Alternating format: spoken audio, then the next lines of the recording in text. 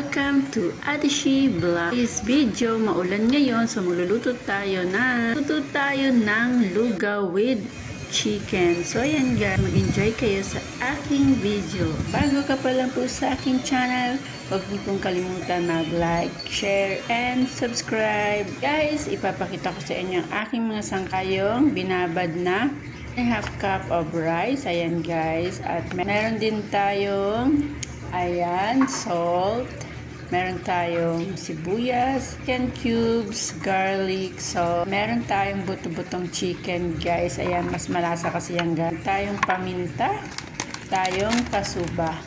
At yan, guys, meron din tayong paminta dyan, guys. So, ayan. Kung munang aking lulutuin, guys. Yan, chicken. So, ayan na nga, guys. Na-prepare ko na ang chicken. Hugasan ko na. Nahiwa ko ng garlic, ginger at onion. So, na po tayo ng chicken arroz caldo. So, ayan guys, ginamit tayo ng Elena extra olive oil. So, ayan guys, iuna muna natin ang ating ginger para lumabas yung aromatic flavor, and then onion and garlic and onion, guys. Sorry guys, saute muna tayo until mag-golden brown ang ating mga nilagay na mga pang-aromatic. Saute muna at susunod natin dyan ilalagay ang ating chicken. Ayan, lagyan natin ang ating chicken. Saute muna, gisa-gisahin muna natin guys ang ating chicken para mas malasa siya.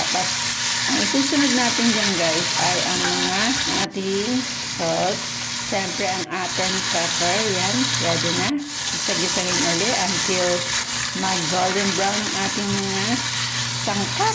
Yan, bagay na bagay po ngayon yung tag-ulan. So yan, ilalagay na natin ang ating 1.5 cup na rice. Yan, isasabay natin siya sa pag-isa. After that, lalagyan natin siya ng water at pakukuluin. Siyempre, maya luto na yan guys. Napakasarap yan. Ayan pang kakainin namin maghapon.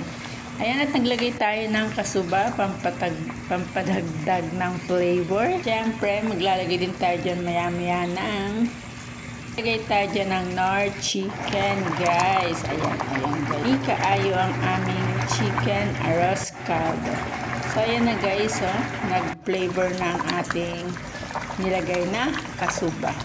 Yan. I-ano natin siya, i-mix natin siya para hindi magbuo-buo. Ganyan po ang pagluto ng chicken arroz caldo guys. So, ayan na guys. Flatings na tayo guys with egg pa guys. So, ayan guys, kung hanggang saan nakaabot ang aking channel, get to like, share, and sa buhay.